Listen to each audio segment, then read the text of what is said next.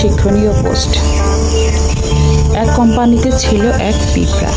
সে প্রতিদিন 9টায় অফিসে ঢুকত। তারপর কারোর সঙ্গে সময় নষ্ট না করে সঙ্গে সঙ্গে কাজে বসে যেত। সে যে পরিমাণ কাজ করত তাতে কোম্পানির উৎপাদন হতো প্রচুর এবং এর ফলে সে আনন্দের সঙ্গে জীবন নির্বাহ করত।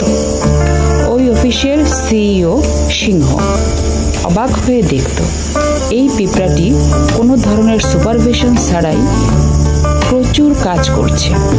সিংহ ভাবল, পিঁপড়াকে যদি কারো সুপারভিশনে দেওয়া হয় তাহলে সে আরও বেশি কাজ করতে পারবে।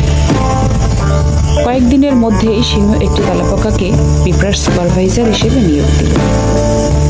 সুপারভাইজার হিসেবে ওই তেলাপোকাটি ছিল দীর্ঘদিনের অভিজ্ঞতা। সে দুর্দান্ত রিপোর্ট লিখতে পারত।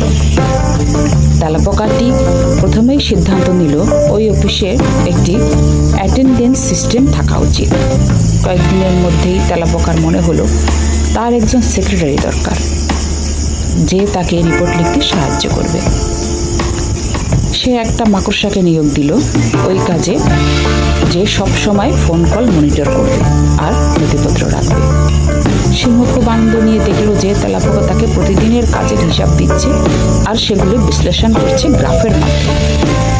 ফলে খুব সহজেই উৎপাদনের ধারা সম্পর্কে তা ধারণা নেওয়া যাচ্ছে এবং সিংহ সেগুলো বোর্ড মিটিংয়ে প্রেজেন্টেশন আকারে পেশ করে বাহবা পাচ্ছে। কিছুদিনের মধ্যেই তেলাপোকার একটি কম্পিউটার ও লেজার প্রিন্টার প্রয়োজন হল এবং সেগুলো দেখভালের জন্য আইটি ডিপার্টমেন্ট গঠন করল। আইটি বিশেষজ্ঞ হিসেবে নিয়োগ পেল মাঝি। আমাদের কর্মী পিঁপড়া, যে প্রতিদিন অফিসে এসে প্রচুর কাজ করে মনের সুখে গান গাইতে গাইতে বাসায় ফিরত, তাকে এখন প্রচুর পেপার ওয়ার্ক করতে হয়। সপ্তাহে 4 দিনই নানা মিটিংয়ে হাজিরা দিতে হয়। নিত্যদিন এসব ঝামেলার কারণে কাজে ব্যাঘাত ঘটায় উৎপাদন কমতে লাগলো আর সে বিরক্ত হতে লাগলো। সিংহ সিদ্ধান্ত নিল পিঁপড়া যে বিভাগে কাজ করে সেটাকে একটা আলাদা ডিপার্টমেন্ট ঘোষণা করে সেটার একজন ডিপার্টমেন্ট প্রধান নিয়োগ দেওয়ার এটাই উপযুক্ত সময়। সিংহ ঝিঝি পোকাকে ওই ডিপার্টমেন্টের প্রধান হিসেবে নিয়োগ দিল। ঝিঝি পোকা প্রথম দিন এসেই তার রুমের জন্য একটা আরামদায়ক কার্পেট ও চেয়ারের অর্ডার দিল।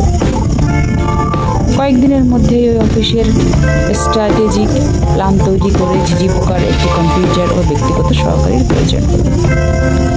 কম্পিউটার নতুন কেনা হলেও ব্যক্তিগত সহকারী হিসেবে ঝিঝি পোকা নিয়োগ দিল তার পুরনো অফিসের একজন। পিঁপড়া যেখানে কাজ করে সেখানে আগে ছিল চমৎকার একটা পরিবেশ। এখন সেখানে কেউ কথা বলে না, হাসে না, সবাই খুব মনমরা হয়ে কাজ করে। ঝিঝি পোকা পরিস্থিতি উন্নয়নে সিংহকে বোঝাল অফিসে কাজের পরিবেশ শীর্ষক একটা স্টাডি ও খুব জরুরি হয়ে পড়েছে। পর্যালোচনা করে সিংহ দেখতে পেল পিঁপড়ার বিভাগে উৎপাদন আগের তুলনায় অনেক কমে গেছে। কাজেই সিংহ কয়েকদিনের মধ্যেই স্বনামখ্যাত কনসালটেন্ট পেঁচাকে অডিট রিপোর্ট এবং উৎপাদন বাড়ানোর উপায় বাতলে দেওয়ার জন্য নিয়োগ দিল। পেঁচা 3 মাস পিঁপড়া ডিপার্টমেন্টে মনিটর করল, সবার সঙ্গে 1-to-1 কথা বলল, তারপর বেশ মোটাসোটা একটা রিপোর্ট পেশ করলো সিংহের কাছে। ওই রিপোর্টের সারমর্ম হলো এই অফিসে প্রয়োজনের তুলনায় কর্মী বেশি, কর্মী ছাঁটাই করা হোক। পরের সপ্তাহেই বেশ কয়েকজন কর্মী ছাঁটাই করা হলো।